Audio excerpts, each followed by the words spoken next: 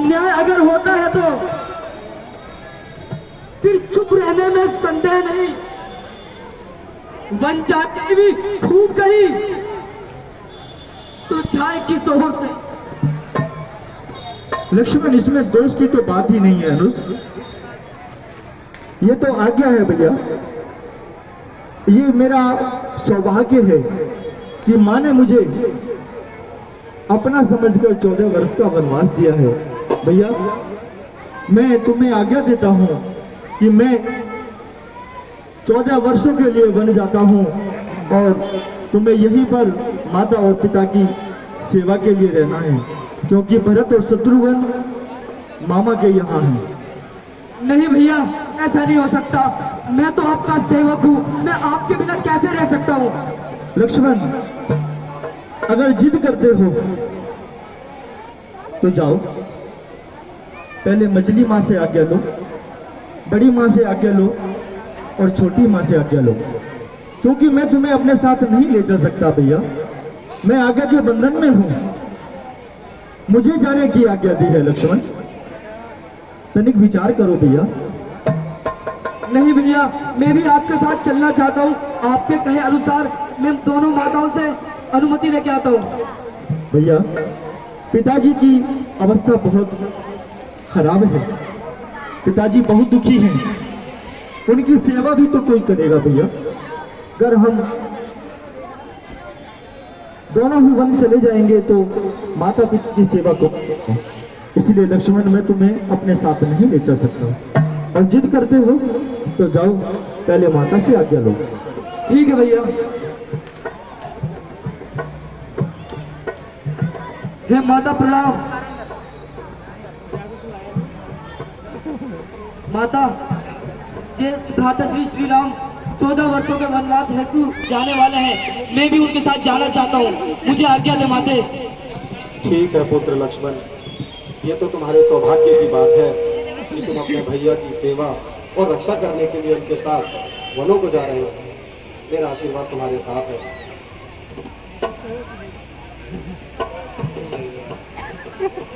हे माता प्रणाम।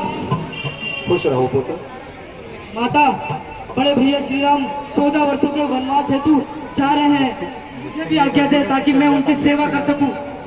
ठीक है पुत्र, तुम जाओ और अपने पिता समान भाई की सेवा करना और उनका ध्यान रखना। मेरा आशीर्वाद तुम्हारे साथ है।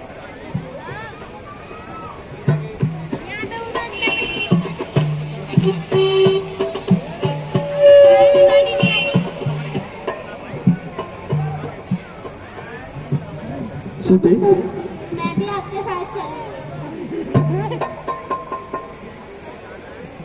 सीते, क्या हुआ? तुम इतनी दुखित क्यों हो? अरे, ये तुम्हें क्या हो गया है प्राणप्रिय? सीते सीते क्यों रोती हो? क्या धरा वेदनाओं में है? सुख दुख है एक समान उन्हें, बल जिनकी आत्माओं में है। मैं जान रहा पति वियोग तुम नहीं प्रिय सह सकती हो, फिर भी आत्मा में बल लाओ, बल होगा तो रह सकती हो। सीते, तनिक विचार करो, माता ने मुझे आगे दी है जाने की। नहीं प्रभु, मैं आपके बिना नहीं रह सकती। सीते, देखो, जिद नहीं करते। वहां वन में तुम्हें पता है कितने बड़े संकट हैं। वहां जमीन पर सोना पड़ेगा, वहां खाने को भी कुछ नहीं मिलेगा। सीते, वहां ना जाने किस प्रकार से मुझे 14 वर्ष व्यतीत करने हैं। और फिर सीते, ये तुम्हारा कोमल सा शरीर, तुम महलों की रहने वाली, वहां कैसे रह पाओगे? सीते, तनिक विचार करो। तुम्हें मेरे साथ चलने की माँ ने आज्ञा नहीं दी है। अगर सीते, अगर तुम भी साथ चलोगी तो सब बात आन की जाती है। माँ कह देंगी वनवास कहाँ, जब साथ जान की जाती है। सीते, पिताजी यहाँ बहुत दुखी हैं। वो मेरे वन जाने की खबर पाकर बहुत ही परेशान हैं।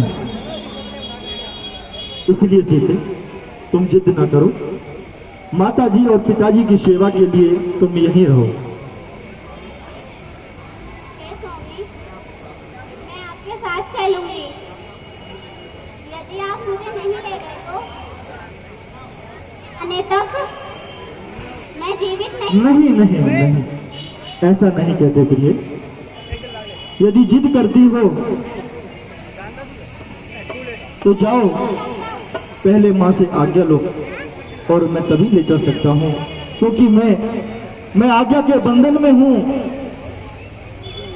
मैं अपनी इच्छा से तुम्हें नहीं ले चल सकता। जाओ, पहले तीनों माताओं से आज्ञा लो, तभी हम ले चल सकते हैं। जाओ।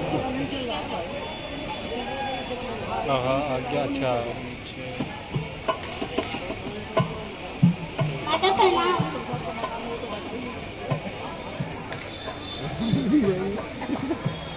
आशीर्वाद दे। माता, मैं भी राम जी के साथ बन जाना चाहती हूँ। बना दो आप बना दो। तुम लोग आए ही मत करो मेरे साथ ही, ये बच्चे नहीं है। ये दिमाग माता खराब प्रणाम। करते हैं, कभी पानी दे दो तो कभी कुल्फी दे दो तो कभी मूंगफली दे दो। प्रभु के संग बन जाना चाहती हूँ। ठीक है, जाओ।